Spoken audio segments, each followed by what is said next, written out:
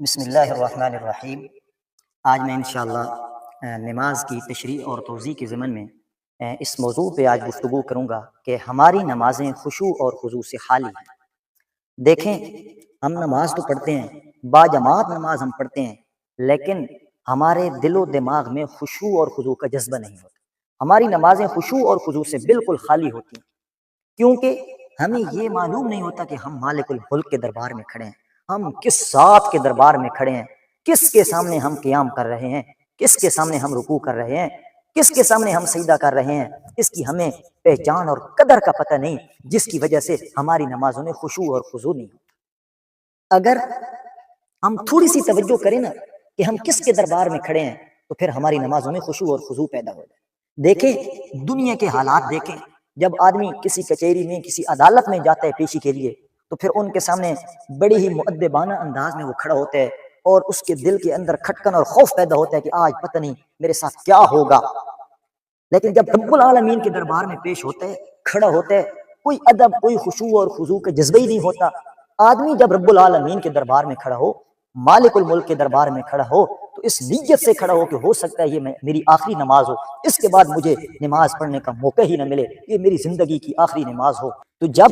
یہ نیت ہمارے دل میں پیدا ہو جائے گی، تو پھر ہماری نمازیں خشوع اور خضوع سے کبھی خالی نہیں ہیں۔ دیکھیں، صحابہ اکرام کی مقدس جماعت کی طرف ان کے دلوں میں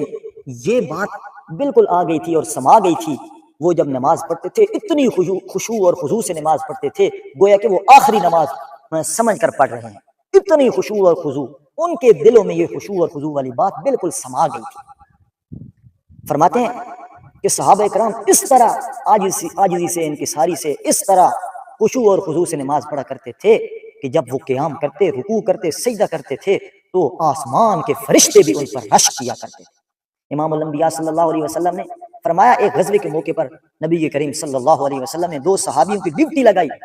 کہ یہاں پر آپ پہرے دار بنو، پہرا دو، یہ کچھ جماعت ہے، یہ آرام کرے گی، آپ پہرا دو گے۔ اس لیے پہرا دو کہ دشمنوں کو موقع نہ ملے حملہ کرنے کا، مسلمانوں کو نقصان پہنچانے کا کوئی موقع فراہم نہ ہو، کیونکہ دشمن تو اس طاق میں ہوتے تھے، وہ غنیمت سمجھتے کہ کوئی ایسا موقع ہمارے ہاتھ میں آئے کہ ہم مسلمانوں کو شکست دے دیں، ان پر حملہ کریں، ان کو مار ڈالیں۔ تو اس لیے امام الانبیاء صلی اللہ علیہ وسلم نے دو صحابیوں کو ڈیوٹی لگائی۔ وہ پہرے کے لیے جب کھڑے ہوئے نا، ان دونوں نے آپس میں مشورہ کیا، کہنے لگے کہ ہم نے ساری رات ڈیوٹی کرنی ہے، تو اس لیے ساری رات اگر ہم اسی طرح بیداری کی حالت میں کھڑے رہے، ہو سکتا ہے رات کے کسی پہرا میں، رات کے کسی حصے میں نیند غالب آ جائے، تو امام الانبیاء صلی اللہ علیہ وسلم کا حکم جو ہے وہ ضائع نہ ہو جائے، حکم ساکت نہ ہو جائے۔ اس لیے یہ کام کرتے ہیں کہ آدھی رات ایک ڈیوٹی دے، آدھی رات دوسرا ڈیوٹی دے۔ یہ بات ان کے درمیان طے ہو گئی۔ ایک صحابی آرام کرنے لگا، دوسرا صحابی اب پہرا بھی دے رہا ہے، اور پہرا بھی کوئی عام نہیں دے رہا، نماز کی حالت میں دے رہا ہے، نفلی نماز اس نے پڑھنی شروع کر دی، سورہ الکہف کی تلاوت شروع کر دی۔ لکھنے والے نے لکھا ہے کہ جب وہ صحابی نماز میں کھڑا ہے، اللہ سے باتیں کر رہا ہے، مالک الملک کے دربار میں جب وہ صحابی کھڑا ہوا نا، دشمنوں اور جاسوسوں نے دیکھا، انہوں نے جاسوسی کرتے ہوئے، دیکھتے ہوئے، تلاش کرتے ہوئے، طلب کرتے ہوئے، انہوں نے دیکھا کہ وہ سامنے ایک چیز ہے، پتہ نہیں کوئی تنہ ہے، دیوار ہے، کوئی ستون ہے، کوئی درخت کا لکڑی ہے۔ تو انہوں نے جب دیکھا تو اتنی ساکت اور ساکن حالت میں صحابی کھڑا ہے کہ ان کو پہچان تک نہیں ہو رہی کہ یہ کوئی لکڑی ہے، کوئی ستون ہے، یہ کیا چیز ہے۔ تو ایک جاسوس اور ایک دشمن نے تیر چلایا، اس صحابی کو لگا، خون کے فوارے بہنے لگے، لیکن صحابی نے نماز سے حرکت تک نہیں کی، نماز میں اسی طرح مشغول رہا، رب العالمین سے باتیں کر رہا ہے، قرآن کی تلاوت کر رہا ہے، اللہ کے سامنے سربہ سجود کھڑا ہوا ہے۔ پھر دوسرا تیر چلایا، تیسرا تیر انہوں نے چلایا، تین تیر جب اس کو لگے نا، اللہ اکبر، جسم سے خون کے فوارے نکلے۔ اس صحابی جو نیند کر رہا تھا، جو سو رہا تھا، اس کو جاگ آ گئی، وہ بیدار ہوا، اس نے کہا بابا اس نے کہا میرا بھائی،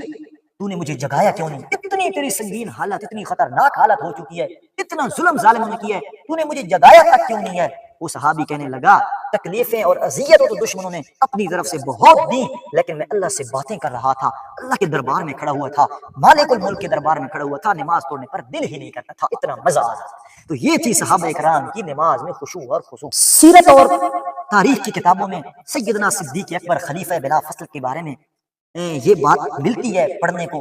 دیکھنے کو، یہ بات سننے کو بھی ملتی ہے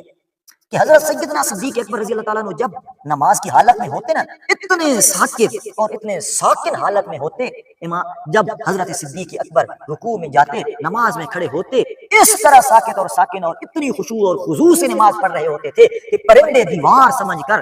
پرندے آ کر حضرت صدیق اکبر پر بیٹھ جایا کرتے، اتنی خشوع اور خضوع تھی میرے نبی کی یاروں کی نماز میں۔ بلکہ حضرت امام اعظم ابو حنیفہ رحمۃ اللہ علیہ کے بارے میں آتا ہے کہ حضرت امام صاحب ایک دفعہ نماز پڑھا رہے تھے، اچانک چھت سے سانپ گرا اور لوگ ادھر ادھر بھاگنے لگے۔ حضرت امام اعظم ابو حنیفہ رحمۃ اللہ علیہ کو نماز پڑھتے پڑھتے پتہ ہی نہیں چلا کہ کوئی سانپ گرا بھی ہے، اتنی نماز کے اندر خشوع اور خضوع تھی۔ تو اس سارے سبق سے ہمیں یہ تعلیم دی جاتی ہے کہ جس طرح ہم دنیا کے کاموں کو اچھے سے اچھا نمٹانے کی کوشش کرتے ہیں، اچھے سے اچھا کرنے کی کوشش کرتے ہیں، دین کے معاملے میں خصوصاً نماز کے معاملے میں بھی ہماری نماز صرف نماز نہ ہو، صرف جماعت سے نہ ہو، لیکن ہماری نمازوں میں خشوع اور خضوع بھی ہو جائے۔ اللہ مجھے بھی عمل کرنے کی توفیق عطا فرمائے، اللہ سامعین کو بھی عمل کرنے کی توفیق عطا فرمائے۔ وما علینا الا البلاغ المبین۔